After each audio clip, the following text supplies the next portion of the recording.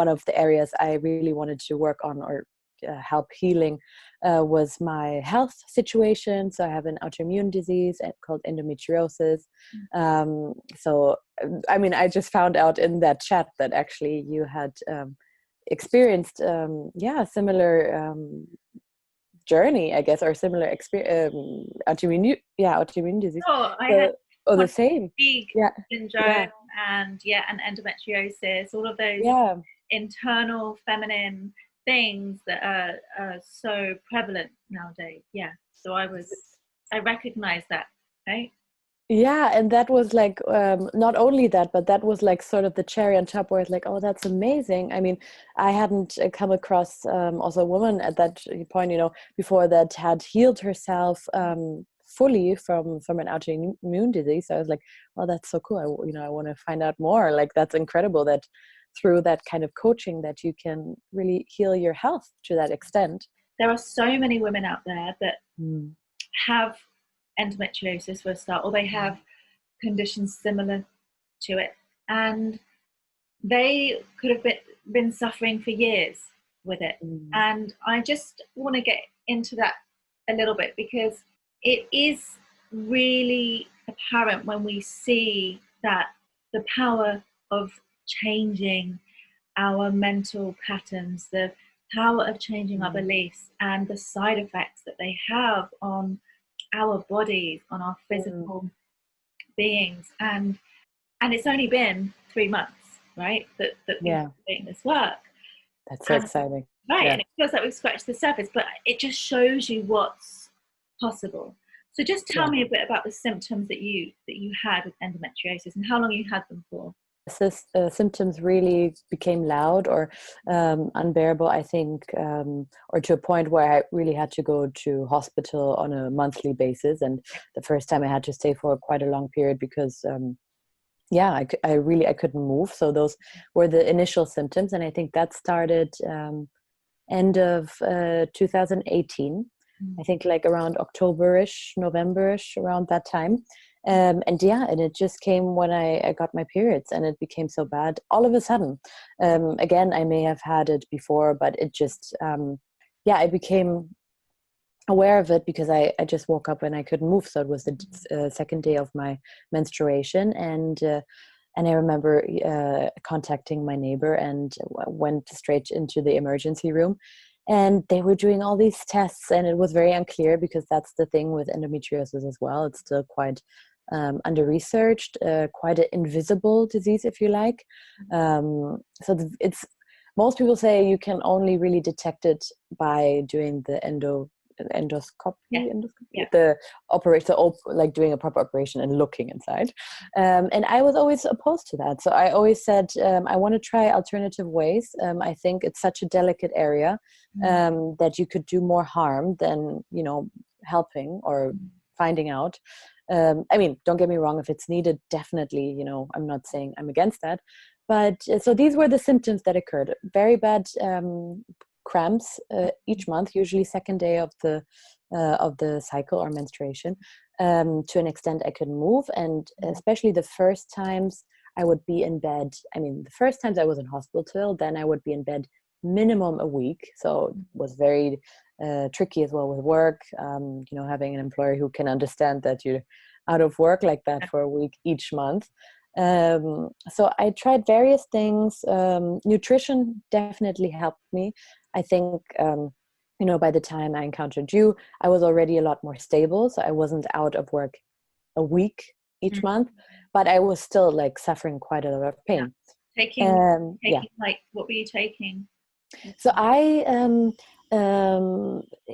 took something like a natural hormones. So more testosterone, because apparently that's the thing, like had a in terms of the ratio, too many estrogens, and so to kind of help balance that out. And other than that was ibuprofen was, it still is, but not as much, my best friend during that period. So lots of painkillers. So we're looking at like a week in bed, a lot of painkillers. Yeah, a lot of pain, a lot of bloating. Yeah. So much bloating. Oh, severe. Just being tired, also mood swings, especially the week before. So in a way, actually, it was 2 weeks per month that I was kind of out, feeling or not fully. Feeling that sense of out of our control, right? I think I certainly remember feeling. It was like, just I'm at the mercy of my body and my emotions. And so where are you at? Scared as well. And was that scared? Yeah, scared in terms of in general, because you don't know if it gets worse, and then also because of the area and because of the nature of it, you think, oh, I'm relatively young, I want to have children. Would that affect that in any way or form? All the worst case scenarios coming in, and all the fear stories, and the stress, the guilt, like you mentioned, taking time off work, and everything that accompanies it. Yeah. Totally. So it was always now. Where are you now? How's things for you now? It's crazy, because I'm at a point now where the fact that I talk about almost other areas more than this says it all. Yeah. So I've become, it's so not at the forefront of my mind anymore, and that I say in a very grateful way, because it used to really be like that. It would be like, oh, I don't know if I can do that in 1 month. Yes. Watching the calendar and so totally, really, well, first of all, more in touch with my body, and especially my femininity, really celebrating that, not being in a fear state when it before it comes, but more almost inviting it. And in terms of symptoms, I really now am down to 1 day, maximum 1.5, and also the intensity of the pain has gone down. I don't take as many painkillers, and also I feel the bloating has gotten better. So it's incredible, because it's just not so, it doesn't control me as much anymore, and I don't have that fear. That sounds like a pretty normal period, right? With the way remember, I have a day and a half where I take a couple of painkillers, and that is our best case scenario as a woman, isn't it? To get through our period, having a couple of painkillers, and off we go, right? Because so many women will resonate with the fact of feeling crippled in bed. And that's amazing, Anne-Marie. That's a testament to the work that you've been willing to do in terms of getting into your body, releasing all the stress, moving out from that fight or flight, state, so that actually we're returning our body to a state of homeostasis, into love, feeling feminine. And there was one thing that we worked on a bit, which was about shame around the body, right? Which is very much connected with our cycle as a woman. Completely. And I think I think it's also definitely embracing and welcoming femininity in the meditations, really focusing on that area, really putting a lot of light and attention to it. Sending love rather than sending love. You're against me, my body's not working with me. Right. Actually, we're together. I'm with you. We can do this. Yeah. Completely. And I also think that all of it is really also linked to it, because there's more connection within the body, there's more compassion to anything showing up. So rather than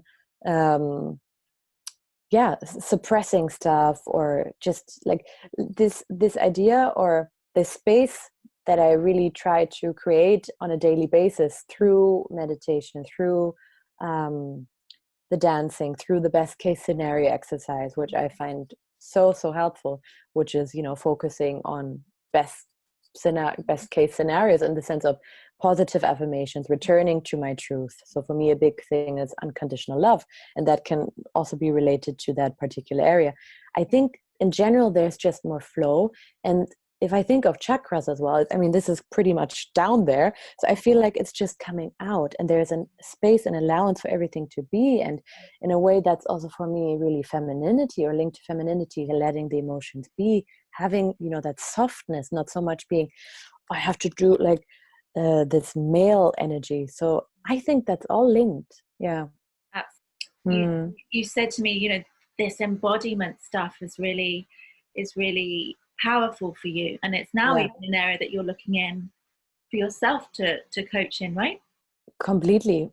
I mean, I find it so it's really from bottom down, it's huge shift, and it's something, again, maybe I had read about, but to experience it yourself is so powerful.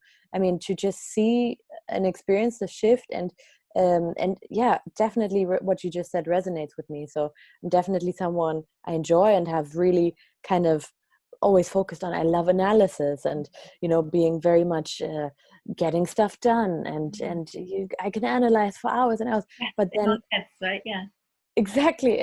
But then, yeah, this sort of dropping back into the body part is sounds so simple, but it's huge. Or for me, it's been I think the biggest shift, like to really integrate all of me, and to come from there rather than so much from here. Is a complete different approach to my day-to-day life at the moment. Yeah, it's a different approach to like a different foundation. Yeah, it was so used to coming at the world with our mind, as if our mind is a thing that's going to solve all of our problems. And the mind is wonderful, and we can have it working for us. But when we are a slave to our mind, and our mind is just, it's wired for negativity, and it's taking us to these places that we don't want to go, and we find ourselves following it, as if we don't have a choice. By coming into the present moment, right now, what do I feel right now? Can I feel my breath in my body? Can I feel the tingles? Can I not engage in the stories of what's been and what's going to happen and the endless chatter? Can I just be here? Can I just breathe in and be present? And not only is that state of being really enjoyable and empowering and beautiful, but it's good for us right now. It's where we experience pleasure and enjoyment right now, but it also ripples out, and we get to go after our goals, if you like, from a place of love. Because we'll always want to, part of being human is that we don't just want to survive, we want to thrive, we want to self-actualize, we want to go after our dreams and our goals. And you're not selfish or ungrateful because you want more from life and you want to become a higher version of yourself. It's just, can we enter into that? Can we do that from a place of presence, from love, from a place of being in our bodies? And can we go after our goals from there, from that place? Because let's face it, right, like you said, you'd read loads of books, you had loads of knowledge, but unless we actually decide, I'm going to live this knowledge today, and I'm going to do the work for myself, then it's just knowledge in the mind still. And I relate to that because I'd studied for years and years and years, but it was when I decided to get a coach and have someone hold me accountable, that's when things started to move. So I'm just really fucking proud of you. You are an inspiration for any women out there who are feeling stuck or feeling like they're bedridden with endometriosis, or they don't have a choice over things. You are a testament to say you absolutely do, and it doesn't have to take long. And I'm just so proud of you, and I love you so much. Thank you.